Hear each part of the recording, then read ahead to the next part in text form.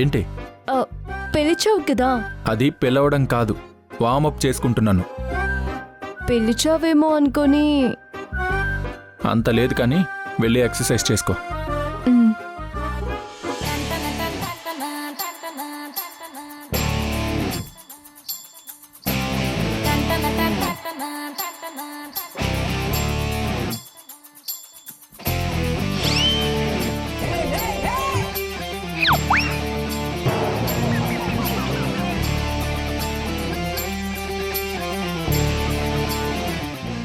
ఏం చేస్తున్నావు? ఎక్సర్సైజ్ చేస్తున్నా. నిన్ను చూస్తూ నేర్చుకోమన్నావు కదా. ఎక్సర్సైజ్ మాత్రమే చెయ్యి, ఎక్స్ట్రాలు చేయకు.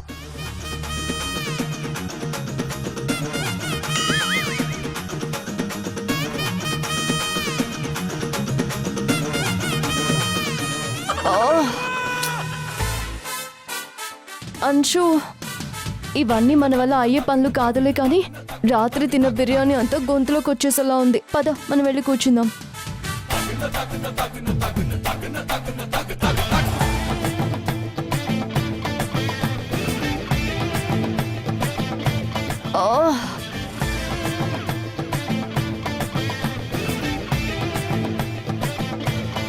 వసు, నాన్నని కావాలని ఏడిపిస్తున్నావు కదా.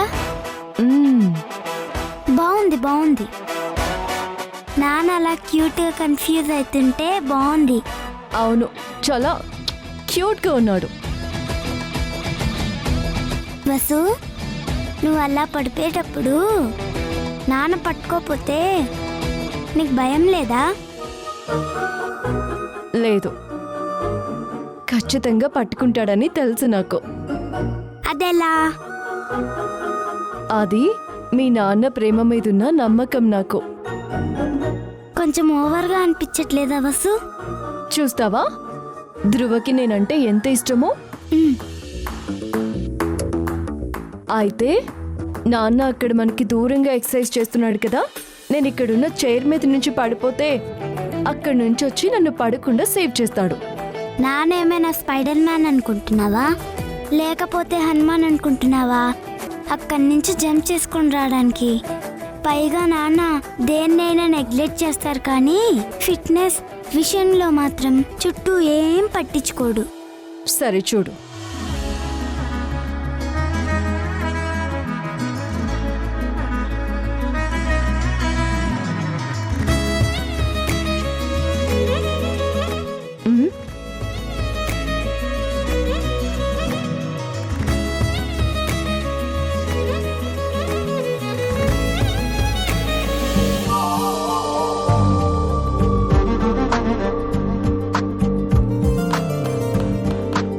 వసు చూసుకోవాలి కదా, కొంచెం ఉంటే కింద పడేదానివి.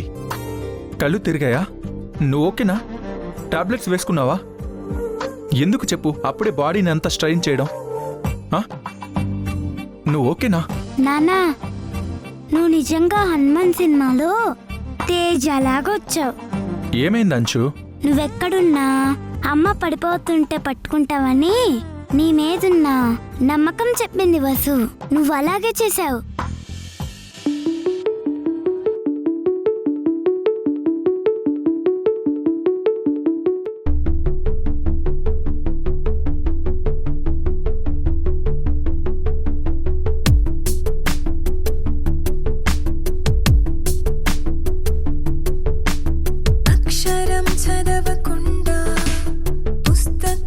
ఏంటి వసు ఇది చిన్నపిల్లలాగా?